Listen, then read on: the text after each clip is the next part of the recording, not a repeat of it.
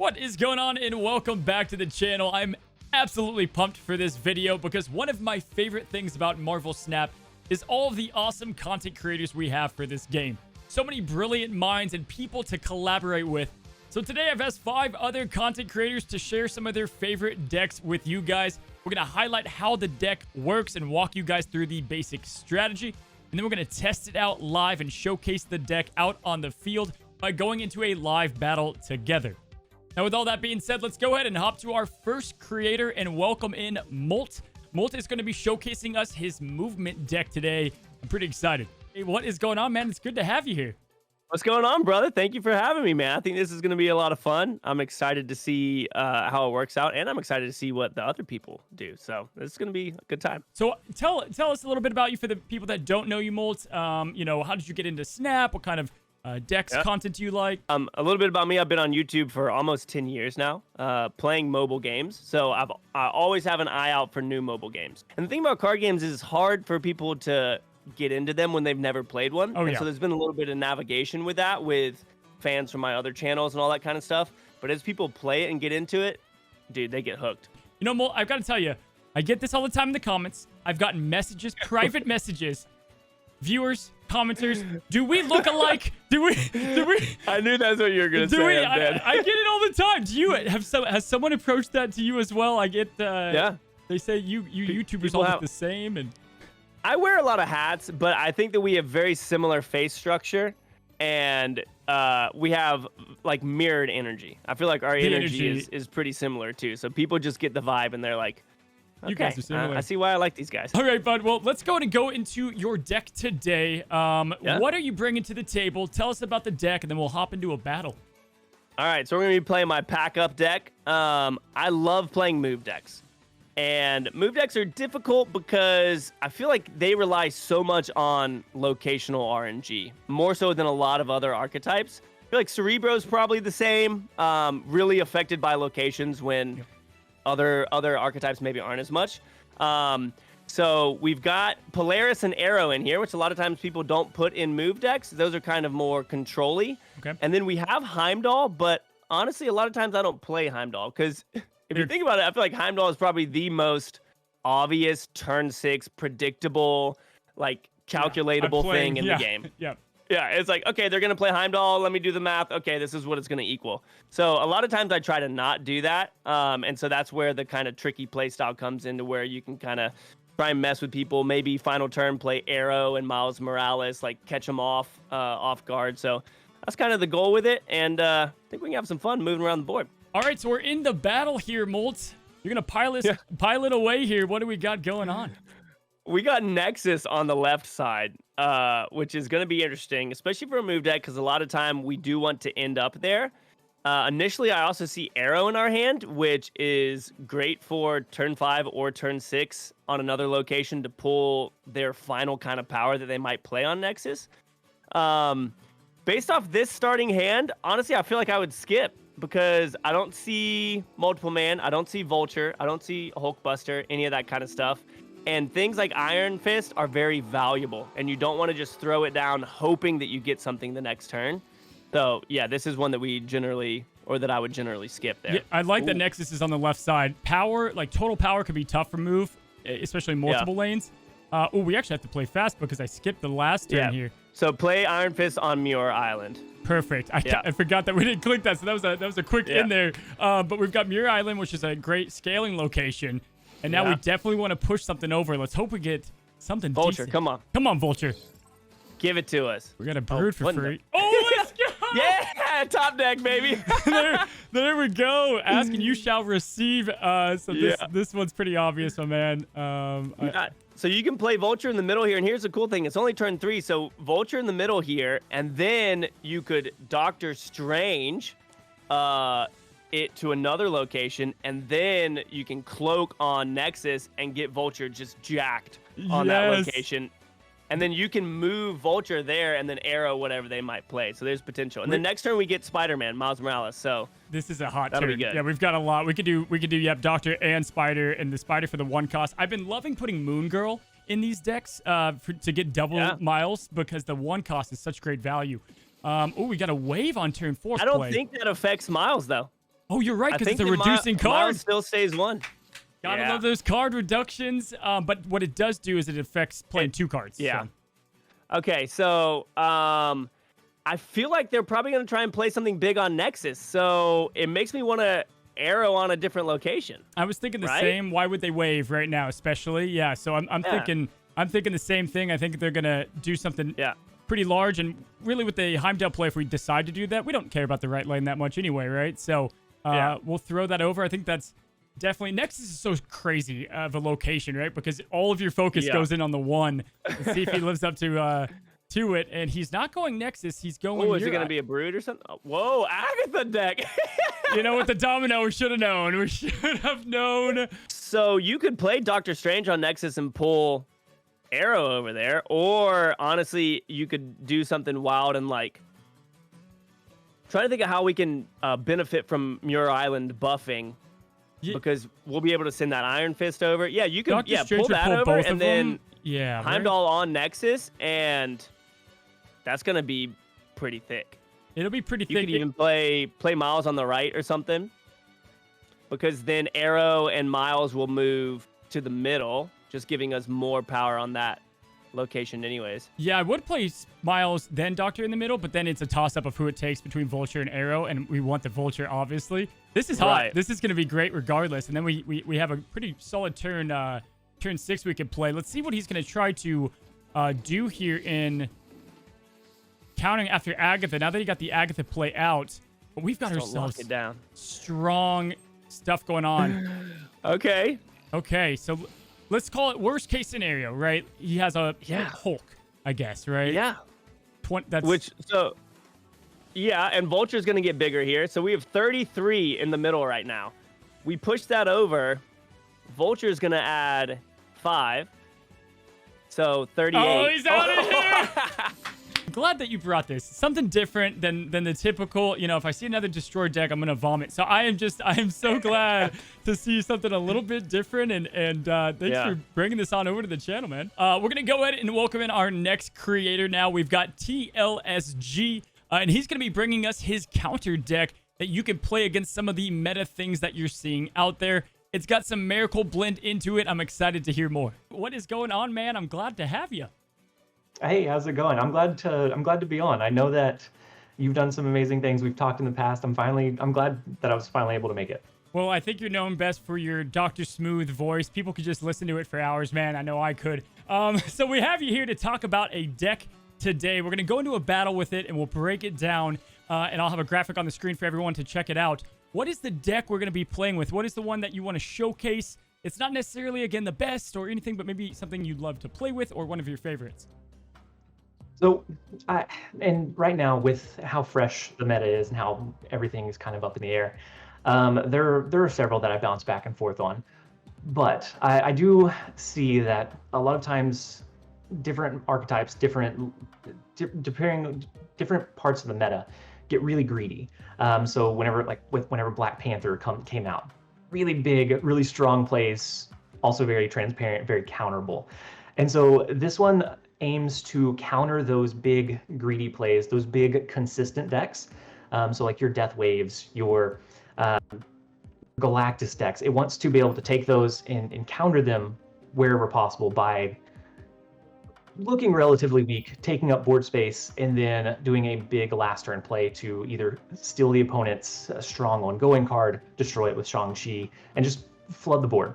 We call it the TLSG Don't Count Me Out, and it consists of Nova, Angela, Bucky Barn, and Carnage combo. We've got the Mojo Sentinel, Mysterio Bishop, so a little bit of some Sarah Miracle action. We have Rogue, Killmonger, Shang-Chi, and Sarah. So, like the build, I do see a lot of Sarah Miracle in here, but with like a lot of different counter options as well. Do you play this one a lot? Is it something that you like to do when, you know, you're just seeing the same kind of decks and you're ready just to, you know, cut them out? I play this one quite a bit. This is the one that I climbed to Infinite with last season. And whenever I'm done experimenting with, you know, Silver Surfer or Death Wave, and it just kind of gets either old or repetitive, or I'm seeing, you know, a big counter to it. This is my fallback too. Yeah. This is where I can take any kind of like a tilting that I might be doing and level it out, because this gives me that refresh I can think clearly. I can start focusing on what the opponent is doing and how to position myself to counteract what they're going to be doing. All right, so we are in our game, ready to go, and we've got our deck ready. So here's our opening hand, and do you want to talk about kind of what you like for opening moves typically? Does it act like a Sarah Miracle deck? Typically, you can, with the Bucky Barnes, which is a little bit unique to this style of deck, or the counter style deck. Most of the time, the Nova is a no-brainer. It's not to include. The Bucky Barnes can throw them off. Sometimes if you do an early Bucky Barnes, they're going to use an armor, they're going to use a Cosmo, and that's not really your biggest power push. And so if you can get that Cosmo or that armor out of the way, you clear up that space for your Shang-Chi. And so here, I would actually throw Bucky Barnes into Murder World because we know that's going to be the free destruction trigger. Love that combo. So good. And you know, I'm sure there's some locations that really help this out. And then there's some like Dream Dimension or, you know, obviously like Volt or some location closers that can also hurt this, huh? Yeah, and the location closers don't hurt it as much because you can throw something like Bishop in there and then continue to buff them over time. But Dream Dimension definitely hurts any kind of Sarah, any kind of list that's running Sarah, yeah. Or if you're running Magic and you can't use it anymore. It's awful.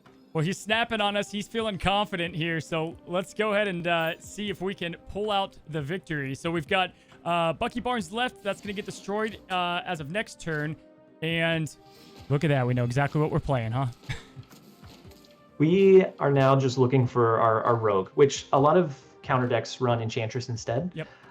Rogue is a little bit greedier of an option because if you can have tempo advantage going into the turn that they drop their first ongoing, you can steal it before a Mystique can come down, and you can just wipe out their combo in any ways. I would go ahead and throw Bishop onto Grand Central. Yep. Since we can't throw it to the far right, we don't want to get it destroyed in Murder World. But Angela and Bishop are always one of our top priorities in this list because they're the ones that can continue to get value over time. Yeah, and the good news is we have a way to get rid of Ultron if we need to. We also have Mojo to take advantage if he tries to drone. And then obviously, like you said, we have Rogue to get rid of that Patriot. And then a lot of Patriots, you know, they really try to go for the one cost. And we have Killmonger to ruin his day there that we'll, I'm sure, hold on to. So we got our next pull here, and this is probably a tougher turn. A lot of these you want to save for the end, but I guess we could play our Sentinel play. Is that what you're thinking? Yeah, I would go ahead and set Sentinel, and if we're looking at a Ultron counter, we want to try to not have initiative going to that last turn. Yep. Because we want to make sure that Ultron can trigger so that our Killmonger will trigger after. I would go ahead and play Sentinel into Murder World. We're going to need some extra value. Typically, the Patriot lane is going to be the weaker of the two. Plus, we're going to pull into a random card in Grand Central. So I want to clear up a little bit of space. Mojo's probably going to be a pretty good target for Grand Central eventually. That's what I was thinking too. And we might be able to get away with it this turn, but I think I'd give it one more turn just to see. Yeah, I'm good with that. I think these two, I would rather than not get pulled on turn 5, but let's see what he plays here and if it's going to either hurt or help us. And so it's the Mystique. And since he played the third card, I mean, we know that we can get the Mojo because it's going to pull something at the end of this turn, turn 5, into Grand Central. He also played Misty Knight. We're going to be able to destroy that. And we get the Rogue play. The Rogue will still, or it should at least half the Patriot bonus. I think we would still go Sarah here. Yes. I would say Rogue and Killmonger would be beautiful to play on the last turn just to completely throw off what he's doing, right? And what best case scenario, I mean, our Rogue now is fine. I think he'll freak out. What do you think is the worst case scenario that Grand Central pulls? I guess maybe Shang. It's not going to give us much value. I think Shang or I think either Shang-Chi or Killmonger. Yeah. Killmonger is going to be our late game kind of surprise factor. That's our Ultron protection. Now, Grand Central could pull into theirs, and they may not even be running the Patriot, but I think that would be worst case scenario for us. There's Killmonger. Oh, but he goes Ultron first. Okay. So it was beautiful.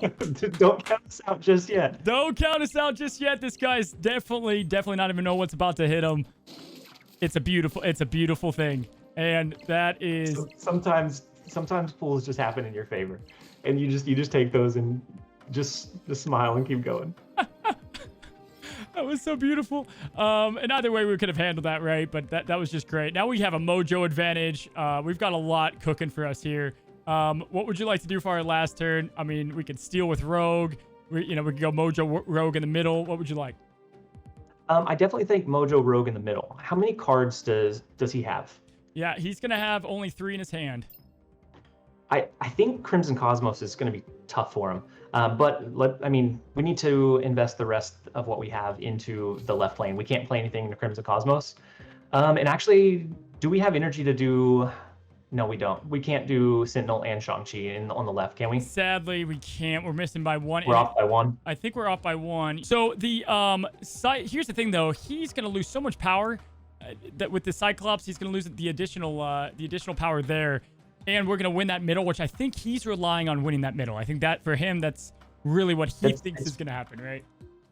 Yeah, I think that's big. And stealing half of that Patriot value is huge. Because he was relying on middle so much, that's where it went downhill with that Bishop play. And I love Patriot. It is a consistent deck, but man, that Killmonger was just a thing of beauty. Like the timing of that was phenomenal. Absolutely phenomenal. He had Onslaught left. That's a play right there. I think he was obviously maybe hoping that would have landed for the Grand Central follow-up. And guys, he's known best for his daily videos. I feel like an earthquake could hit you, man, and you're still gonna get those videos out there. You are a man amongst the people. Rain or shine. Yeah, I love it, man. I love it. Now, if you've been playing Marvel Snap for the past week, odds are you've seen Leech absolutely everywhere. And today, our next creator is the man that created the deck himself. I'd like to call it Aliens Man. He calls it the Leecher. Please welcome Mr. DeraJN. Because of him right here, this is public enemy number 1 when it comes to the Leech. What's going on, DeraJN? It's good to have you, man. Yeah, thanks for having me on. I definitely have been getting a lot of people crediting me, aka maybe hating a little bit for this Leech monstrosity that we've created. Well, I'm so glad I stumbled on, I think it was a tweet, and then I went to your Twitch. Guys, he's a live streamer, and he also has YouTube. I'll put that all in the description. And I saw it as I was making my meta deck report. And usually I do a lot of testing before I put something in there, and I played about 20 games, and I was like, I'm sold. I don't need to know. This was before it was out there. I was like, I don't need to know anything else. So tell us a little bit about yourself first, and then let's talk about the deck, and we'll go into a battle with it. Yeah, so I've only been live streaming since Marvel Snap came out, pretty much. Before that, I've just have had a career a little bit in games. I worked on Hearthstone for a little bit, did analytics on that. So Lamentus actually is what brought this deck about. So I just tweaked it just slightly, and then I slotted in Magneto, which wasn't part of it, and it just really worked out. So there's a lot of different pieces, moving parts. Leech just is killing the meta right now. Right now, yeah, he's definitely he's definitely very involved in the meta. One of those cards, kind of like Sandman's a much worse example, but he fits in if there's specific one deck just taking over. If it was Mr. Negative something. But what questions that I have, or something I think is cool that you did with the Leech deck is you introduce people to cards that I just don't think they realize. Like, hey, these are just staple, insane value cards at their cost, right? Lizard. It's hard to fill up that lane. You get a 2/5 value, man. Scorpion. You get ahead. You get initiative, right? Like these little things that people are starting to realize. White Queen isn't played enough, for the analytics and trying to understand your opponent. So before we go into the battle, I get questions all the time, right? Who can I replace who with? And I think we've broken down the essentials. At least I did in my meta deck report. And I've said Wolfsbane for Maximus, kind of a discount Maximus, doesn't work as well. Is there any other ones, if you were to dig deep, who do you think could be replaced maybe for the Thor, the Maximus, a couple of the pool 3 cards that don't fit into every deck? You just want to look for, I literally, when I make decks, I just sort by power and then look at the costs, when I look at the 3 costs and just sort which ones have the highest power, which ones are going to get up there. So obviously you said Wolfsbane, that's a 3/7 as well. So it's that's just a good card if you can fill up a location. Lizard, as you said, just really strong. So it's Lizard, you don't really need a replacement because it's a base card, but it's things like Mysterio could slot into this deck or something like that, which is just a high value. People have talked about putting in just Cloak because it's a 2/4. It's just something like that.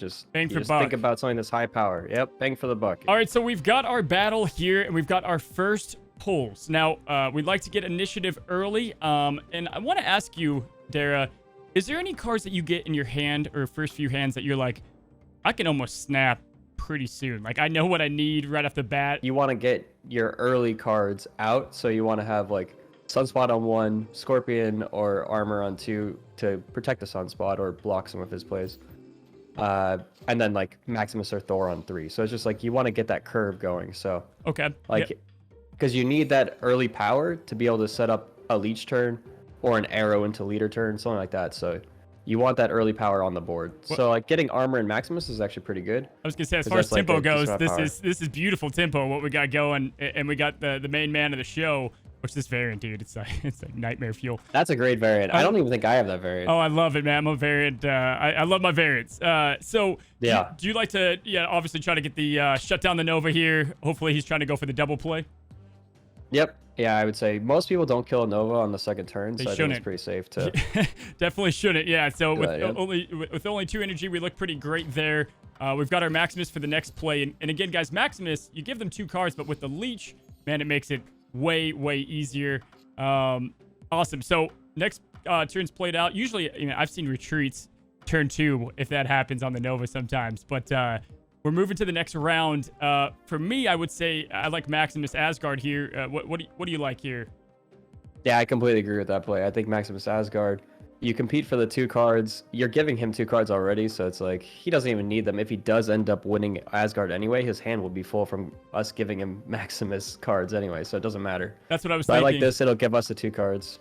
Yep. And to split between Baxter Building to try to take that back over for the +3, and he would have to have a 7+. I mean, that's Maximus almost guarantees that we'll seal that, but he is going to try to contest it with a Deathlock. Yep, and Deathlock is a big card, so that actually does contest it, but I think we can run it back with Sunspot on Asgard, and I think that'll lock it in for us. There is a consideration actually to put Sunspot on the left, just to put it in the armor, because he is playing a destroy deck, so he's definitely running Killmonger, so that is another consideration. And we don't need the 2 cards. We have our turn 5 and 6. With the leader pool, I agree. I think the Sunspot, and that's another great reason. Armor, not only a tech card, right, but like, gosh, just so stable to protect, your big cost cards if you happen to go into a turn 7, I don't know, with Magneto, but more importantly, the Sunspot play.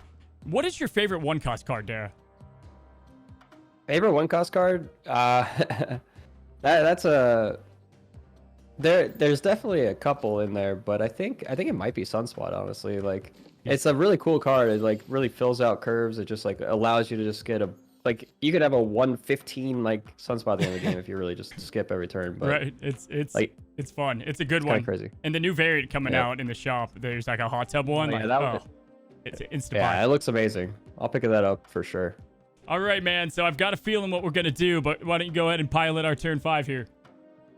So he dropped Cosmo, so that actually means that we can't do some stuff on the right, but like we definitely should, like, it would be between Arrow and Leech here, but looking at this deck being a death deck, we definitely want a Leech here, which will keep his death unplayable.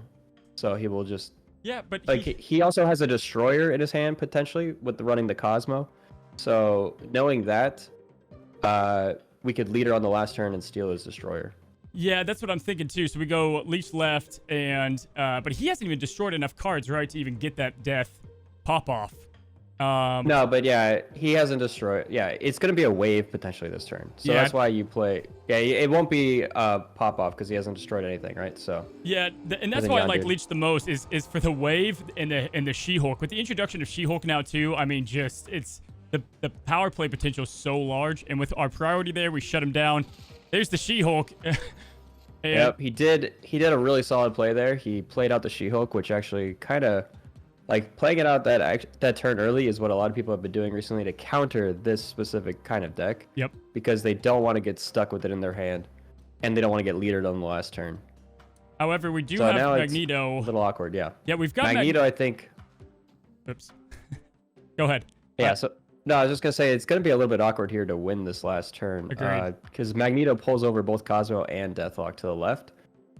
So it's just, if he plays nothing there, we still do win that lane. But if he plays one decent-sized card, we might end up losing it. But I would say that is probably the best play still. Yeah, I would just say one quick counter play is something that I would do on something like this kind of turn, I would think he might try and play into the Baxter building again. So I would White Queen and Lizard here. Like you can keep this play, I think, but it's just like there are alternative plays here that I think White Queen mid, Lizard right, and that would, or alternatively just flip those two. It doesn't matter which way you play them. And if he commits only to the Baxter building, we would end up winning. And look at that, look at that. He goes with the play there, but luckily he didn't have anything. He didn't have the card pulls. Yeah, he had a leeched hand as well, so that makes it really hard for him to do anything of significance. Yeah, the destroyer would have been the big power play on the right, which we've leeched. One thing I love that you do is you walk through the different scenarios, right? Even if you lose, you say, hey, we could have won with XYZ. It's not always the, you know, play your finisher, play your Magneto, play your leader. Guys, a Lizard, he wanted to split Lizard White Queen to spread that power. How do you think you get better at that as a Marvel Snap player? I think it's all about understanding your opponent and what his best move is and what he's going to want to do. And then you just play around that, exactly. So it's just like, what are they going to want to do to try and lock this up? And it looked like he would want to put as much power as possible into the Baxter building, so he would commit nothing else to the other lanes, so you can just split it out. So it's just like, we have to understand what his best move is to try and win, and then we play around that. What's up, guys? We got our next creator here, Mr. Bynx. You guys can tell I actually changed mid-interview here for you, just for you, Bynx. What's up, man? It's good to have you on the channel. You gotta put on your finest, man. You gotta put on your finest, dude. Happy to be here. Happy to be chatting. It's been a little bit since we had a chance to chat face to face. So yeah, excited to talk decks with you and see where your head's at. Ramp, man. Ramp is just the name. I love you. Really, ramp decks is something that I think is just such a fun thing. Electro, I know you're a fellow Electro lover. And with that, what do we've got for today's deck? Highlight for me, buddy. Yeah, today's deck is Galactro. So what I wanted to do when I first unlocked Galactus, I've been very excited to play Galactus. Play the more traditional deck of Galactus where you're playing your Wolverines, your Sabretooths, you know, really just focusing and having an all-in, I need to play Galactus to win this game. But then I thought, you know, Galactus is such a powerful card, and if we can fit this into a deck with a bunch of other 6-drops and 5-drops, maybe it can be an alternate win condition, not something that we're exactly trying to do. So that's how we came up with a Galactro. So Galactro kind of has its core component of the ramp package of Electro and Wave, so you're always trying to play one of those on 3. It has 4 5-drops, like big, disruptive, awesome 5-drops, 4 big 6-drops to finish off, and then kind of a lower end in Sunspot and Daredevil to kind of set you up for later turns. Yeah, I like this. And the reason I like this a lot is, and I don't have Galactus, it's the one I don't have, but where I kind of rank him is, here's the thing about him, and the biggest con against Galactus is like, man, is he obvious when he's about to come. Like, I see a couple cards and I'm like, oh, there's a Wolverine. Like, I know, I kind of know and brace myself, because I think Galactus's biggest like power factor is just completely surprising your opponent. And so this is different. And I think, you know, Sabretooth, if he gets destroyed, great, but your opponent knows, man. They know you're going to have that 0-4 in your hand. So let's check out the deck. We're going to break it into battle. I don't have the cards, so we're going to let Mr. Bynx pilot here, and let's see how good the deck is, okay? All right, we're facing Evil Lead again here. So we just gave a try at Evil Lead, and we were pretty close. Evil Lead is playing, from what we saw, kind of like a Shuri big deck kind of cards. We don't have any of our small drops, so we're going to be passing early on. Do you find yourself playing the same people often? I think that it does happen quite a bit. It's not like super crazy how bad that it happens, but there's definitely cases where we face the same people over and over again. Awesome. So he's going for the Raft. You threw Daredevil down. You're going to probably leave the Raft, correct? But that will give him a play into your Galactus later on if we do pull that, no? Yes. So trying to go after the Raft is pretty nice. I think that we definitely want to just Electro here. Trying to think if we do go left or not.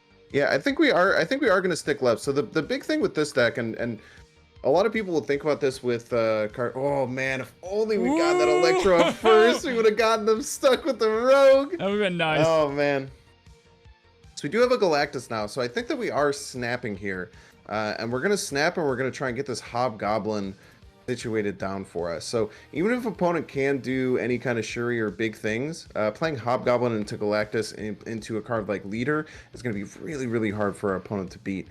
So I think that we're going to Hobgoblin over on the right here. We don't want any Killmonger shenanigans with Clintar, our current hot location. So what do you think about this Hobgoblin right? Yeah, so he's probably gonna go Sherry left, right? Get the Raft play if he does have Sherry. Then if we Galactus next turn, that would be still 30 to beat, but the Hobgoblin play makes a big difference there, at least for power that we can beat. I like it. I like it for sure. And then we have Leader too, which is gonna match, you know, what he could pull down with the Sherry. This is good if we don't go Galactus. I like the play. I like the play. Let's see if he got. That's the Sherry. Raft here, right? Getting them the 0 cost, 6 cost. They might be really, really excited about getting something like this and think that you know, they have it in the bag. But after we Galactus, you know, that 0 cost 6 power is going to be on our side as well. Plus, we get a good idea here of what they're going to be doing. I'd imagine that they're also going to be playing on Monster Metropolis. Yeah, I would think the same too. I mean, that's why Daredevil's so cool in this deck. Wow, he goes double play on Clintar. What is he playing? What did he play on Clintar? Sherry? Hella. Ooh. Okay, no discarded cards, so they're just going to get a big card out here. So I'm going to expect to say, this is what's really cool, right? Like, even with Daredevil Electro, this is a bit more just kind of push towards, oh, this is a Galactus deck. They definitely should be pushing and trying to fight against this Hobgoblin from the get-go. Yeah, like I was saying before, man, I mean, this isn't showing that you're playing Galactus, right? And that theory, this is going to let you win the game, right? I mean, you would think he's going to probably retreat you. This is a tough thing to come back on. He already played his big Sherry move. You know, what else does he have in the bag? Maybe that Taskmaster you play. But this is, man, going into a Galactus 6 at -8, it's got to feel good. Yeah, this is the power of a deck like this, you know? It's really, really hard for you to get a read on this. Even, like we said, even in this particular one we did where you see Daredevil into Electro and a Hobgoblin, that does generally show Galactus. They just had no expectation that Galactus was coming down, and they let it slip by them, and yeah, they're giving us 2 cubes here. And I like looking at your hand still, too. Like, if we didn't get the Galactus play, I mean, we could have won the Raft pretty easily there. And then it would have been kind of a contention for the right side, and you've already played Hobgoblin, right? So thanks for coming on, man. I know once, you know, friend battles come out a lot more, we'll be doing some more content together, man. I always love looking at the builds that you've got going on. Now, last but certainly not least, we've got the Last Creators deck of the day. You guys know him as my co-host of the Snapchat. What is going on, Alex? Hey, Cozy, thank you so much for having me on, buddy. It's an absolute pleasure to be here. You're doing amazing work in the community, and I can't wait to talk about this list. Oh, man, excited to have you. You guys know him already, so we're going to go ahead and cut the intro of who Alex is. We're going to jump right into the deck itself. What kind of deck do you have for us today? We've got a Leech ramp deck, which is actually really awesome because guess who inspired me to play Electro? Who? Who did? It was you. It was one of those cards that, like, I just had really not played all that often. And then when you were like, you know what, Alex? Electro might be one of my favorite cards in the game. I mean, you say that very often, honestly, Cozy. You love so many cards in this game, but Electro is one of them, low key. We know Arrow's number one. We know Arrow's number one. Busted. Electro is climbing the ranks ever so slowly. So I said, you know what? If Cozy loves Electro, maybe I can love Electro too. So I started playing Electro, and this list has brought me so much joy, Cozy. So much joy. I love it, man. Ramp decks are just so much fun, right? Because high power all the time. You get to play 5-cost cards starting on turn 4 and just lay out boom after boom. And the thing that's cool about it is because of all the 5 and 6 costs, like every ramp deck's a little different, right? Like everyone's a little different, has a different feel, flavor, taste. Awesome. Let's go ahead and break down the cards in the deck. I made this list, and honestly, man, we have been killing it with this list. It is so fun for me because, like, it has a very, like, strong opener. You got the Iceman, you've got the Cord, you got the Scorpion. Those are all really nice 1-drops, and I want to actually, like, play on curve. I don't want to skip turn 1 and 2. I actually want to play them if I can. But then we got that Electro on turn 3, and we got that wave as well. And that's kind of like the insurance policy. You can either Electro, you can wave, you can do them both. Who cares, right? But, like, you want to have that turn 3 play that sets up that rest of the game that really allows you to clap these noobs. And one of the things I really like is Leech. Leech coming in on turn 4 just ruins dudes. It just ruins dudes. Cozy, how upset are you when Leech comes out on turn 4? You know, here's the thing. I've been running anti-Leech decks because of the amount of leeches out there. Actually, before you, we had the man that created the Leech deck himself. And, you know, but yeah, he completely shuts it down. He makes, without question, he makes it so much more difficult. I mean, there's this podcast that I listened to that talked extensively about how broken Leader is. And I got to tell you, I think it's called the Snapchat. Cozy, we've already had this conversation. Leader's broken, and I'm going to include it in the decks when I can. Yeah, he's a strong card right now that I know it's gonna take some time to figure out how to really adjust him the right way. I want to ask about a couple of things here. So like Odin in the deck, you don't have like a ton of on reveal right outside of the first couple turns, but on turn 6, the Korg and Iceman on reveals. Is it to go in an Odin, Doom, or Leader? Is that kind of what he's there for? Straight up, it's literally just for Doom. I don't even really Odin the Leader. You can do that as well. Like, that's also a great option, because if you wave on turn 3, you throw that Leader on turn 4. That's a little more defensive than I would like. Like, I'd rather play Leech, honestly, but if I play Dr. Doom, I want to put that Odin on top, really set up a really strong board. But yeah, Leader really helps to match whatever they play with the wave play. But generally speaking, like, I like the Dr. Doom into Odin. Like, it's just, it never feels bad. Yeah. And because you're playing a ramp list like this, like, you never in a situation where your board is too full. Like, you just don't zoo. Like, that's not what you do. You just put so much value on the board that, like, your opponent just can't do anything about it. All right, Alex, so we got our deck, and look at that. We got both of our opening cards that we need to ramp up. We got options. We got options. I think the first option is end the turn. Yeah, that's the first one. So when you have both of them, do you choose one over the other? I typically always go with Electro. What's your call? I like to go with Electro. I consider Wave if I have Leader, just to match what I think they might be doing. But Electro feels like the safer, more consistent option. Okay. So where would you like? Comment Korg? section could disagree, which I think they might. So where do you like Korg? I'll throw Korg mid. I just noticed when you shake him. Yeah, it's pretty cool. That's great. Fantastic. All right, Korg's going mid. We're going to match him. We're playing a Patriot deck. That's pretty obvious here. Which power-wise, we have a pretty good chance to do some work against the Patriot deck. We're going to get a random card. We got the Hulk.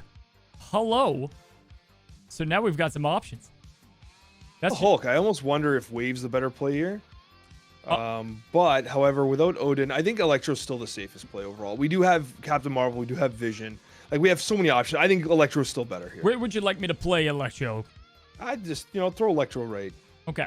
Try to spread out our power a little bit. I think this is fine. Because I still really like the Doom if we ever pull it too. So. Yeah, we've got Captain Marvel as well that we could play if we don't know what he's doing. And with this control aspect with Storm, I think Captain Marvel could be a pretty good play. Or Vision, either or. Because it's early, we can play Vision a bit more to control him. But how about Leech?